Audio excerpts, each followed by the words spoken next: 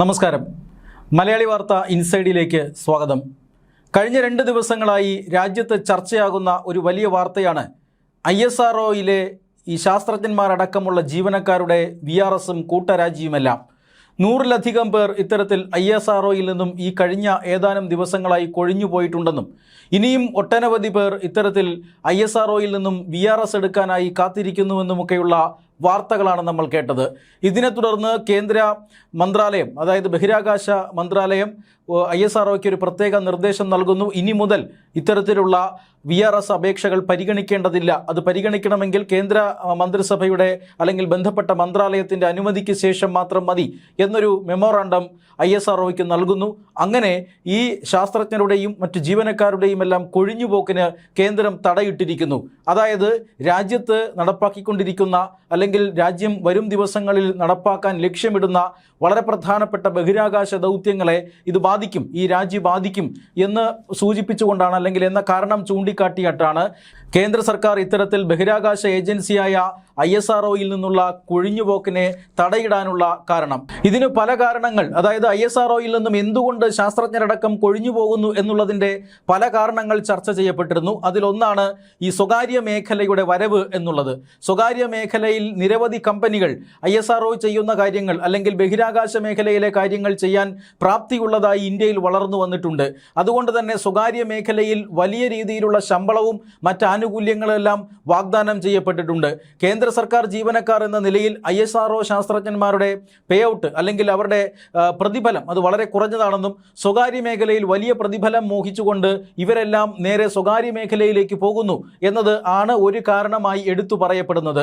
മാത്രമല്ല ISROയ്ക്കകത്ത് ചില പ്രശ്നങ്ങൾ കഴിഞ്ഞ കുറേ നാളുകളായി ഉരുണ്ടുകൂടുന്നുണ്ട്. ഈ പ്രശ്നങ്ങളും കൂട്ടരാജിക്ക് കാരണമായിട്ടുണ്ട് എന്ന് ഈ രംഗത്തെ വിദഗ്ധർ വിലയിരുത്തുന്നുണ്ട്. അതായത് ആ സ്ഥാപനത്തിനുള്ളിൽ ചില ആഭ്യന്തര പ്രശ്നങ്ങളുണ്ട്.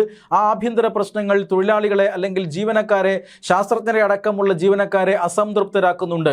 അതുമാത്രമല്ല ഇനി വരും കാലങ്ങളിലുള്ള പ്രൊജക്റ്റുകൾ, ISROയുടെ പ്രൊജക്റ്റുകളിലെ അനിശ്ചിതത്വം അത് വലിയ രീതിയിൽ കൊഴിഞ്ഞുപോക്കിന് കാരണമായിട്ടുണ്ട്. ആ അനിശ്ചിതത്വത്തിൻ്റെ കാരണം എന്താണ് എന്ന് നമുക്കറിയാം. നിർണായകമായ 2 മിഷൻ ഫെയിലുവറുകളാണ്. അതായത് PSLV മിഷൻ 61ഉം 62ഉം പരാജയപ്പെടുന്നു.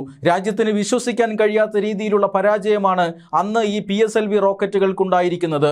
ഈ 2 റോക്കറ്റുകളും ഭ്രമണപഥത്തിൽ എത്തിക്കേണ്ടിയിരുന്നത് ഇന്ത്യയുടെ തന്ത്രപ്രധാനമായ പ്രതിരോധ മേഖലയിലെ 2 ഉപഗ്രഹങ്ങളായിരുന്നു. അതുകൊണ്ട് തന്നെ ഈ അട്ടിമറി അല്ലെങ്കിൽ ഈ ഒരു മിഷൻ ഫെയിലുവറിന് പിന്നിൽ അട്ടിമറിയുണ്ടോ എന്ന് രാജ്യം സംശയിച്ചു, കേന്ദ്ര സർക്കാർ സംശയിച്ചു.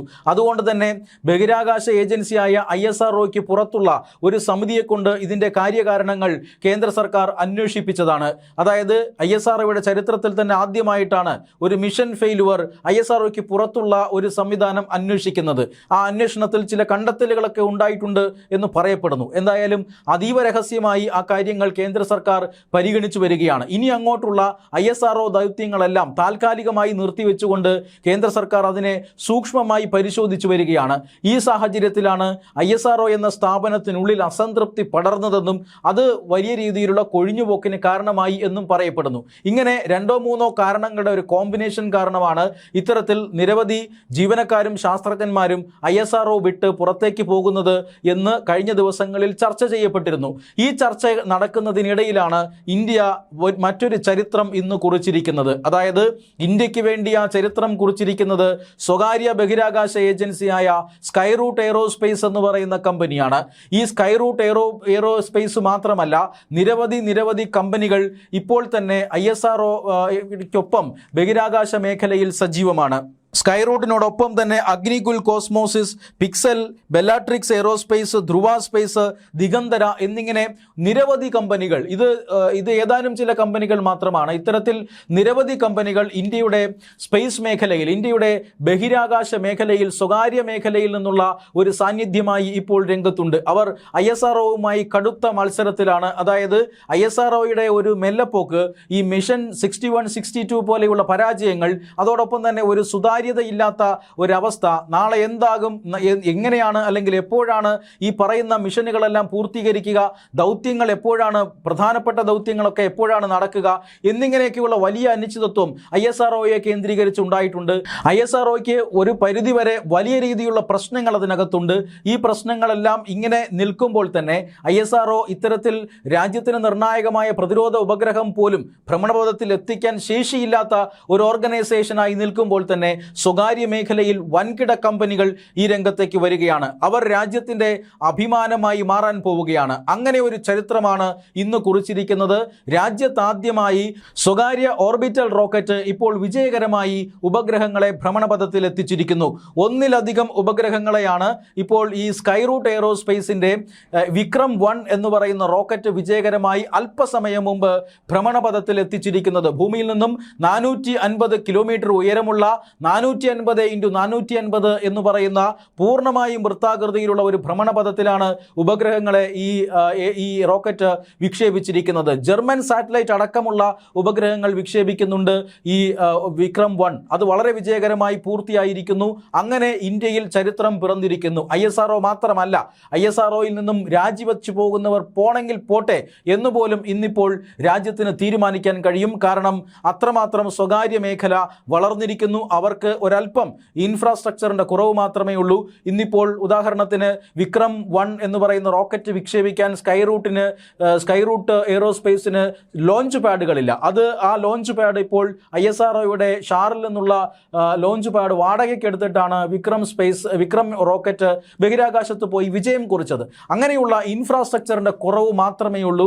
അതല്ലാതെ ആളും അർത്ഥവും എല്ലാം സ്വകാര്യ മേഖലയ്ക്ക് ഇപ്പോൾ ഉണ്ടായിരിക്കുന്നു. കേന്ദ്ര സർക്കാരിന് കോടിക്കണക്കിന് രൂപയുടെ പണം ബഹിരാകാശ ദൗത്യങ്ങൾക്കായി ചെലവഴിക്കേണ്ടതില്ല എന്ന സാഹചര്യവും ഉരുത്തിരിഞ്ഞിരിക്കുകയാണ്. അതുകൊണ്ട് തന്നെ ഈ ISRO എന്ന് പറയുന്ന ഏജൻസി സ്വയം ശുദ്ധീകരിക്കപ്പെടണം.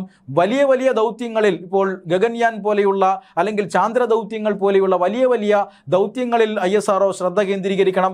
മറ്റു തരത്തിലുള്ള ഓർബിറ്റിംഗ് പ്രവർത്തനങ്ങളെല്ലാം സ്വകാര്യ മേഖല ചെയ്തുകൊള്ളും എന്ന നിലയിലേക്ക് കാര്യങ്ങൾ വന്നിരിക്കുന്നു. അതുകൊണ്ട് തന്നെ ചരിത്ര വിജയം തന്നെയാണ് ഇന്ന് വിക്രം 1 റോക്കറ്റ് കുറിച്ചിരിക്കുന്നത്. ആദ്യമായി ഒരു സ്വകാര്യ റോക്കറ്റ് ഈ ഉപഗ്രഹങ്ങളെ ഭ്രമണപഥത്തിൽ ഇന്ത്യക്ക് വേണ്ടി എത്തിച്ചിരിക്കുന്നു എന്ന അപൂർവ നിമിഷമാണ് ഇന്ന് ഏതാണ്ട് 12-12:15 ഉണ്ടായത്. ഏതാണ്ട് 15 മിനിറ്റ് മാത്രം നീണ്ടുനിന്ന ഒരു യാത്രയിലൂടെ ഈ റോക്കറ്റുകൾ 450 കിലോമീറ്റർ ഉയരത്തുള്ള ഭ്രമണപഥത്തിലേക്ക് ഈ ഉപഗ്രഹങ്ങളെ എത്തിച്ചിരിക്കുന്നു എന്നുള്ളതാണ് ഏറ്റവും പ്രധാനപ്പെട്ട പ്രത്യേകത. സ്വകാര്യ മേഖലയിൽ പ്രവർത്തിക്കുന്ന കമ്പനികൾക്കാകെ ഊർജം പകരുന്ന, സ്വകാര്യ മേഖലയിൽ പ്രവർത്തിക്കുന്ന ബഹിരാകാശ കമ്പനികൾക്കാകെ ആവേശം പകരുന്ന ഒരു വിജയമാണ് ഇന്നിപ്പോൾ സ്കൈറൂട്ട് എയ്റോസ്പേസ് നേടിയിരിക്കുന്നത്. ഇതിലേറ്റവും പ്രധാനപ്പെട്ട കാര്യം, സ്കൈറൂട്ട് ഈ വിജയം കൈവരിച്ചതിനു പിന്നാലെ അവിടെ ഈ ശ്രീഹരിക്കോട്ടയിൽ ആഹ്ലാദ പ്രകടനങ്ങളൊക്കെ നടക്കുമ്പോൾ തന്നെ പ്രധാനമന്ത്രി നരേന്ദ്രമോദി സ്കൈറൂട്ടിൻ്റെ മേധാവിയെ ഫോണിൽ വിളിച്ചു എന്നുള്ളതാണ്. അദ്ദേഹം ആ ഫോൺ റെക്കോർഡ് അല്ലെങ്കിൽ നരേന്ദ്രമോദിയുടെ സംഭാഷണ മൈക്കിലൂടെ അദ്ദേഹത്തിൻ്റെ ടീം അംഗങ്ങൾക്കെല്ലാം കേൾപ്പിക്കുന്നത് നമ്മൾ കണ്ടതാണ്. അതായത് പവൻകുമാർ ചന്ദ, അതോടൊപ്പം തന്നെ നാഗാഭരത് ധാക്ക എന്നിങ്ങനെ 2 പേർ ചേർന്നാണ്, 2 യുവാക്കൾ ചേർന്നാണ്, യുവ സംരംഭകർ ചേർന്നാണ് ഈ സ്കൈറൂട്ട് എയ്റോസ്പേസ് എന്ന് പറയുന്ന ഒരു കമ്പനിക്ക് തുടക്കം കുറിച്ചത്. ഇവർ രണ്ടുപേരും ISRO ഉദ്യോഗസ്ഥരായിരുന്നു. അവിടെ നിന്നും രാജിവെച്ചിട്ടാണ് സ്വകാര്യ മേഖലയിലേക്ക് അവർ പോയത്. അവർക്ക് അത്രമാത്രം ബഹിരാകാശ മേഖലയോട് പാഷനുണ്ട്. ആ ബഹിരാകാശ മേഖല, ഇന്ത്യയുടെ ബഹിരാകാശ പ്രവർത്തനങ്ങളിൽ ഒരല്പം കൂടുതൽ കാര്യക്ഷമതയും വേഗതയും വേണം എന്ന് അവർ വിശ്വസിക്കുന്നുണ്ട്. അതുകൊണ്ട് തന്നെ അവർ ഒരു സ്വകാര്യ മേഖലയിൽ ഒരു പുതിയ കമ്പനി തുടങ്ങി. ആ കമ്പനിയാണ് സ്കൈറൂട്ട് എയ്റോസ്പേസായി മാറിയത്. പിന്നീട് ഇപ്പോൾ വിജയകരമായി രാജ്യത്തിൻ്റെ ആദ്യ സ്വകാര്യ റോക്കറ്റ് വിജയകരമായി വിക്ഷേപിച്ചിരിക്കുന്നതും. ഇതിൽ പവൻകുമാർ ചദ്ദയാണ് പ്രധാനമന്ത്രി നരേന്ദ്രമോദി നേരിട്ട് ഇന്ന് വിളിച്ചത്. അദ്ദേഹം അഭിനന്ദനങ്ങൾ അറിയിച്ചു എന്ന് മാത്രമല്ല, അഭിനന്ദനങ്ങൾ അറിയിക്കുമ്പോൾ ISRO ചെയർമാൻ V നാരായണൻ ഈ പവൻകുമാറിനൊപ്പം ഉണ്ടായിരുന്നു എന്നുള്ളതാണ്. അതായത് ISRO മേധാവിയെ ഒപ്പം നിർത്തിക്കൊണ്ട് തന്നെ പ്രധാനമന്ത്രി നരേന്ദ്രമോദി സ്വകാര്യ മേഖലയെ അഭിനന്ദിച്ചിരിക്കുകയാണ്. വളരെ കൃത്യതയോടുകൂടിയുള്ള ഓർബിറ്റിംഗ് നടത്തിയതിന് അഭിനന്ദിച്ചു. മാത്രമല്ല, ആഗമൻ എന്നതാണ് ഈ ദൗത്യത്തിൻ്റെ പേര്. അതായത് ഇന്ത്യയുടെ ബഹിരാകാശ ബഹിരാകാശ മേഖലയിലേക്ക് സ്വകാര്യ മേഖലയുടെ വരവിൻ്റെ വിളംബരമായി ആഗമൻ മാറിയിരിക്കുന്നു എന്നുള്ളതാണ് ഈ ഒരു ദൗത്യത്തിൻ്റെ ഏറ്റവും പ്രധാനപ്പെട്ട പ്രത്യേകത. ആഗമൻ ദൗത്യത്തിന് എല്ലാവിധ ആശംസകളും അതുപോലെ തന്നെ വിജയത്തിൽ ആഹ്ലാദവുമെല്ലാം പ്രധാനമന്ത്രി നരേന്ദ്രമോദി പ്രകടിപ്പിച്ചു. അദ്ദേഹം കൃത്യമായി തന്നെ അദ്ദേഹത്തിൻ്റെ ഓരോ ആശംസയും എല്ലാവർക്കും അറിയിച്ചു. അതിനൊപ്പം തന്നെ പവൻകുമാർ പ്രധാനമന്ത്രി നരേന്ദ്രമോദിയോട് മറ്റൊരു കാര്യം പറഞ്ഞു. അതായത് താങ്കൾ ഈ ആഗമൻ ദൗത്യത്തിന് ആശംസയായിട്ട് താങ്കൾ കഴിഞ്ഞ കുറേ ദിവസങ്ങൾക്ക് മുമ്പ് ഞങ്ങൾക്കൊരു പോസ്റ്റ് കാർഡ് അയച്ചിരുന്നു. ആ പോസ്റ്റ് കാർഡ് ഞങ്ങൾക്ക് കിട്ടി. അത് വലിയൊരു ആഹ്ലാദം ഞങ്ങൾക്ക് പകർന്നു. ആ പോസ്റ്റ് കാർഡും ഈ വിക്രം റോക്കറ്റിനോടൊപ്പം തന്നെ ബഹിരാകാശത്ത് എത്തിയിരിക്കുന്നു. ആ പോസ്റ്റ് കാർഡിൽ പ്രധാനമന്ത്രി നരേന്ദ്രമോദി എഴുതിയിരിക്കുന്നത് വന്ദേ മാതരം എന്നാണ്. അദ്ദേഹത്തിൻ്റെ സ്വന്തം കൈപ്പടയിൽ വന്ദേ മാതരം എന്ന് എഴുതിയ പോസ്റ്റ് കാർഡാണ് ഈ സ്കൈ റൂട്ട് എയ്റോസ്പേസിന് ആശംസയായി അയച്ചു കൊടുത്തത്. ആ ആശംസാ കാർഡ് സ്കൈ റൂട്ട് ഈ പറയുന്ന വിക്രം റോക്കറ്റിലൂടെ ബഹിരാകാശത്ത് എത്തിച്ചിരിക്കുന്നു എന്ന് സ്കൈ റൂട്ടിൻ്റെ CEO പ്രധാനമന്ത്രി നരേന്ദ്രമോദി അറിയിക്കുന്നു. പ്രധാനമന്ത്രി അതിൽ ഏറെ സന്തുഷ്ടനാകുന്നു. 2 കാരണങ്ങൾ കൊണ്ടാണ് താൻ ഇത്തരത്തിൽ വന്ദേ മാതരം എന്നൊരു ആശംസ അറിയിച്ചത്. അതിൻ്റെ കാരണമെന്ന് പറയുന്നത് വന്ദേ മാതരത്തിൻ്റെ 150ാം ആഘോഷം അല്ലെങ്കിൽ 150ാം ആനിവേഴ്സറി ആഘോഷിക്കുന്ന ഒരു കാലഘട്ടമാണ്. മാത്രമല്ല വന്ദേ മാതരത്തെ ഇപ്പോൾ രാജ്യം വലിയ രീതിയിൽ ഓർക്കുന്നുണ്ട്. ഇന്ത്യയുടെ ദേശീയ ഗാനത്തോടൊപ്പം തന്നെ ദേശീയ ഗീതത്തിനും പ്രാധാന്യം നൽകുന്നുണ്ട് നമ്മുടെ രാജ്യം. മാത്രമല്ല ഇന്ത്യൻ സ്വാതന്ത്ര്യ സമര സേനാനികളെ അങ്ങേയറ്റം പ്രചോദിപ്പിച്ച വരികൾ കൂടിയാണ് വന്ദേ മാതരം. ആ വന്ദേ മാതരം ഇപ്പോൾ രാജ്യത്താകെ ചർച്ചാ വിഷയമാണ്. അതുകൊണ്ടാണ് താൻ വന്ദേ മാതരം എന്നെഴുതിയ ആശംസാ കാർഡുകൾ നിങ്ങൾക്ക് അയച്ചത് എന്ന് പ്രധാനമന്ത്രി നരേന്ദ്രമോദി പറയുന്നുണ്ട്. എന്തായാലും ബഹിരാകാശത്ത് ഇപ്പോൾ പ്രധാനമന്ത്രി നരേന്ദ്രമോദി സ്വന്തം കൈപ്പടയിൽ എഴുതിയ വന്ദേ മാതരം എന്ന പോസ്റ്റ് കാർഡ് എത്തിയിരിക്കുന്നു എന്ന് ഇപ്പോൾ സ്കൈ റൂട്ട് അറിയിച്ചിരിക്കുകയാണ് പ്രധാനമന്ത്രിയെ. മാത്രമല്ല വലിയ അഭിനന്ദന പ്രവാഹം തന്നെ സ്കൈ റൂട്ട് എന്ന സ്വകാര്യ ബഹിരാകാശ കമ്പനിക്ക് നേരെ ഇപ്പോൾ ഉയർന്നുകൊണ്ടിരിക്കുകയാണ്. അത്തരത്തിൽ ഒരു ആശംസ, ആദ്യ ആശംസ ഭാരതത്തിൻ്റെ പ്രധാനമന്ത്രിയിൽ നിന്ന് തന്നെ ഉണ്ടാകുന്നു. അതിനെല്ലാം സാക്ഷ്യം വഹിച്ചുകൊണ്ട് ഇപ്പുറത്ത് ISRO ചെയർമാൻ V നാരായണൻ സാക്ഷിയാകുന്നതും രാജ്യം കാണുന്നുണ്ട്. തീർച്ചയായും പൊതുമേഖലയിൽ നിന്ന് ഇന്ത്യയുടെ ബഹിരാകാശ മേഖല സ്വകാര്യ മേഖലയിലേക്ക് കടന്നു കയറുന്നതിൻ്റെ അല്ലെങ്കിൽ സ്വകാര്യ മേഖല ഇന്ത്യയുടെ ബഹിരാകാശ മേഖലയിലേക്ക് വളരെ കൃത്യമായി കടന്നു വരുന്നതിൻ്റെ ഒരു സൂചന അല്ലെങ്കിൽ അതിൻ്റെ ഒരു മാതൃകയായി ഈ വിക്രം 1 എന്ന് പറയുന്ന റോക്കറ്റ് വിക്ഷേപണം മാറുകയാണ്. ISROയുടെ വമ്പൻ പരാജയങ്ങൾ നേരിട്ടതിന് ശേഷമാണ് ഇത്തരത്തിൽ സ്വകാര്യ മേഖലയുടെ ഒരു ഇവൻ്റ് നടക്കുന്നത്.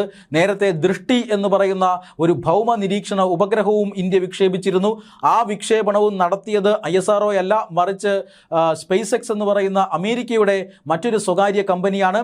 ഇപ്പോഴിതാ ഇന്ത്യയുടെയും അതുപോലെ തന്നെ ജർമ്മനിയുടെയും അടക്കം ഉപഗ്രഹങ്ങൾ സ്വകാര്യ ഉപഗ്രഹങ്ങളാണ്. ആ ഉപഗ്രഹങ്ങൾ ഭ്രമണപഥത്തിൽ എത്തിച്ചിരിക്കുന്നു.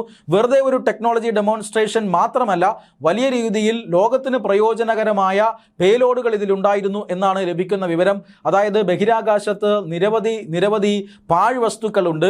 റോക്കറ്റുകളുടെ ഭാഗങ്ങൾ, ഉപഗ്രഹങ്ങൾ, അതായത് സർവീസ് കാലാവധി അവസാനിച്ച ഉപഗ്രഹങ്ങൾ, ഇതെല്ലാം തന്നെ ബഹിരാകാശ മേഖലയിൽ ഇങ്ങനെ മാലിന്യങ്ങളായി പറന്നു നടക്കുന്നുണ്ട്.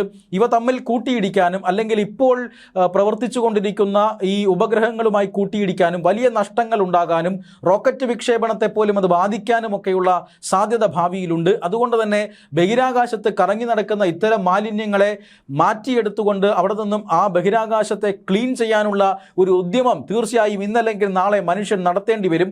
അങ്ങനെ ഒരു ഉദ്യമം നടത്തുന്ന ഒരു റോബോട്ടിക് കൈകൾ കൂടിയാണ് ഇപ്പോൾ ഈ വിക്രം 1ലൂടെ ബഹിരാകാശത്ത് എത്തിയിരിക്കുന്നത്. അതായത് 2 റോബോട്ടിക് കൈകളുള്ള ഒരു ഉപഗ്രഹമാണത്. ആ ഉപഗ്രഹങ്ങൾ ഈ പറയുന്ന ബഹിരാകാശത്ത് പറന്നു നടക്കുന്ന ഉപയോഗപ്രദമല്ലാത്ത അപകടകാരികളായ മാലിന്യങ്ങളെ കണ്ടെത്തുകയും ആ മാലിന്യങ്ങളെ 2 കൈകൾ കൊണ്ട് ചേർത്ത് പിടിച്ച് തിരിച്ച് ഭൂമിയിൽ എത്തിക്കാനുമുള്ള ഒരു സാങ്കേതിക വിദ്യ അതിനകത്തുണ്ട്. അത്തരത്തിലൊരു ഉപഗ്രഹം കൂടി ഈ വിക്രം വിക്ഷേപിച്ചിട്ടുണ്ട് എന്നുള്ളതാണ് ഏറ്റവും പ്രധാനപ്പെട്ട കാര്യം. ISRO മിഷൻ PSLVയുടെ മിഷൻ 61, 62 ഇത് രണ്ടും രാജ്യത്തിന് വലിയ നിരാശയാണ് നൽകിയത്.